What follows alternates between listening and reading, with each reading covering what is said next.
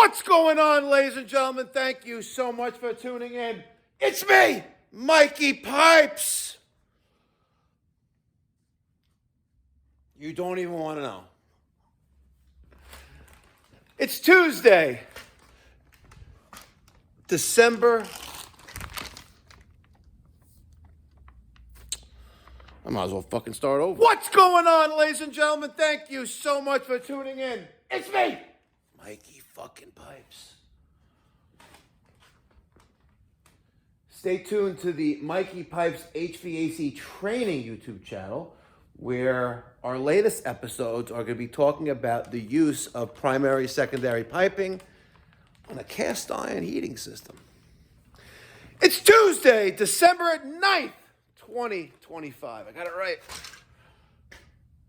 It is 12 minutes after 6 here in the morning, and I have to vent a little bit. I'm sorry. You know, I've taken a hiatus from the bagel store. Gotta get a bagel, which is, I would say, about 500 feet that away. I go through the alley, the freshly re-cemented walkway alley to bring me to the bagel shop if I want to walk there from the office. I can walk in there, it's about 5 after 6. Now, mind you, they open at 6 o'clock. And what do I see? Not a fucking bagel in sight. So I walk up to the counter, where someone else is already being served. I wait my turn. I don't do like a chat cut. I wait my turn. And I say, can I have a everything bagel, toasted well done with butter, please? And the other woman tells the woman that I gave the order, says, we have no everything bagels, aren't ready yet. I'm like, all right, how about a plain bagel? She had to hunt for it, but I got it. So before I continue, I need to have my shot of espresso.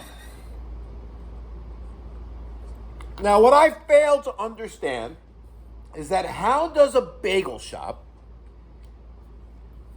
not have bagels when you're open? Why did I have to resort to this plain toasted bagel instead of what I wanted, which was an everything bagel? If you agree, smash that thumbs up button right now. I gotta tell you this, if I was in Sarasota, Florida with Mr. Johnny Sunshine, aka John Phillips from John Phillips Plumbing, if you are a woke snowflake, I highly recommend you check out his channel, John Phillips Plumbing on YouTube, if you like to be a victim of brain rot. And if you're a woke snowflake, you obviously have brain rot, so might as well go check out his channel and listen to his liberal psychology. Mic drop.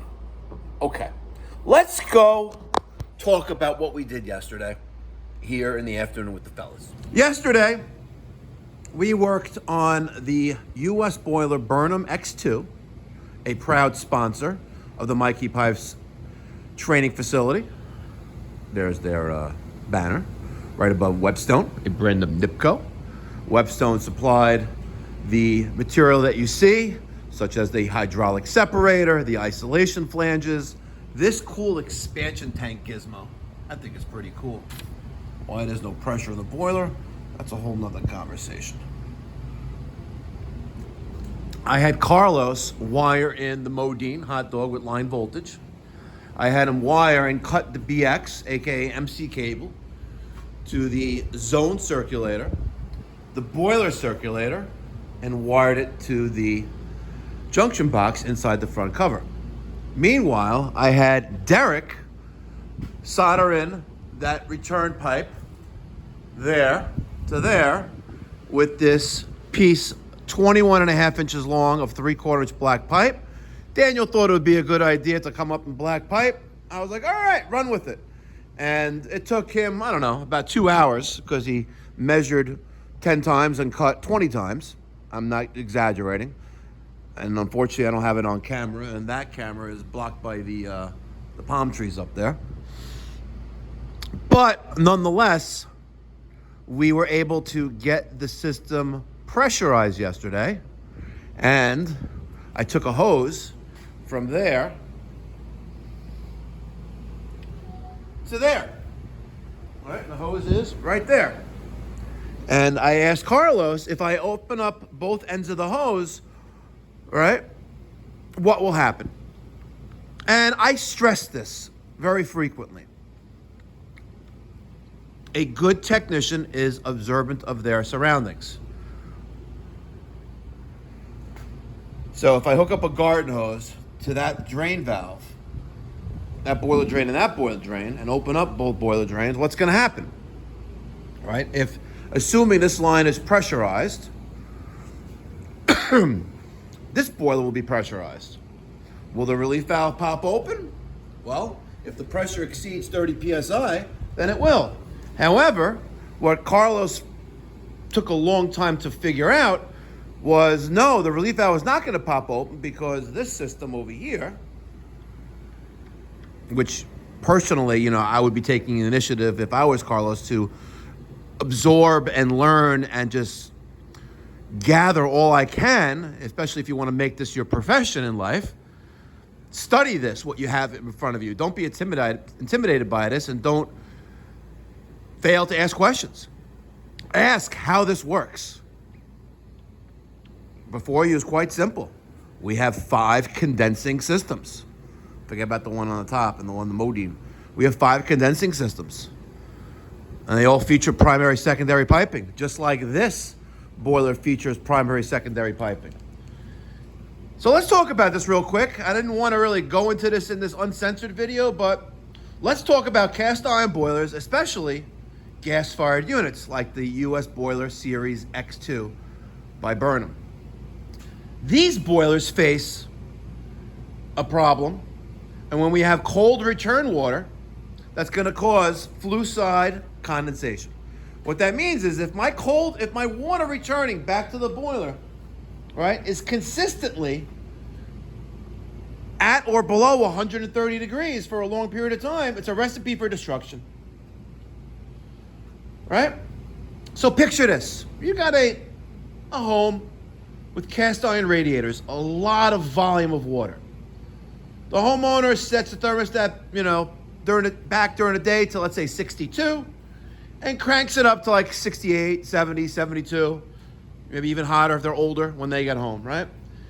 So that return water that's coming back to the boiler as this thing's heating up might sit below 130 degrees for quite a period of time.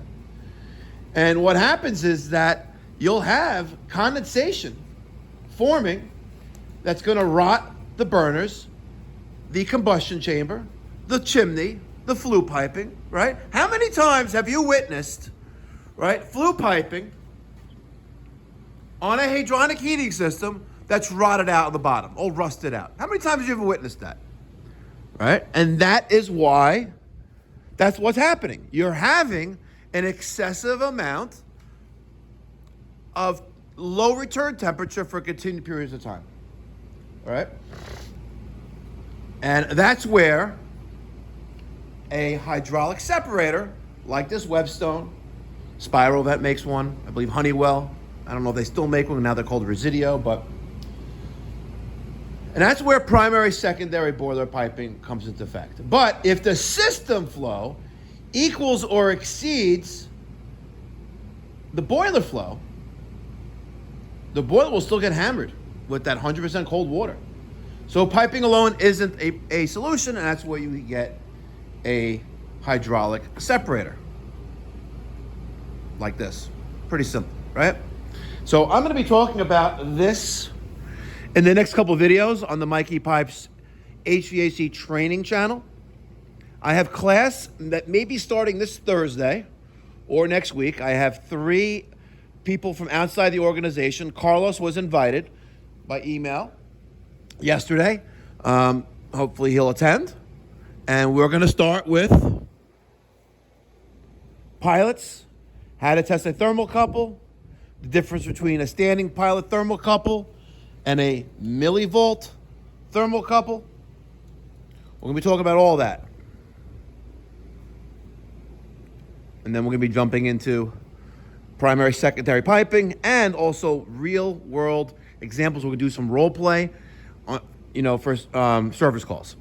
Presentation, when you knock on that door, pull up to the house, ask the right questions, respect the customer's time and property, find out why the problem's happening, how to make the problem go away, and ways how to prevent it from happening again.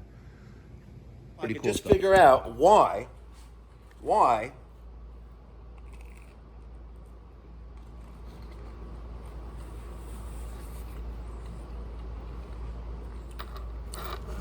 my second favorite bagel shop did not have everything bagels this morning. We'll be one step ahead of the game.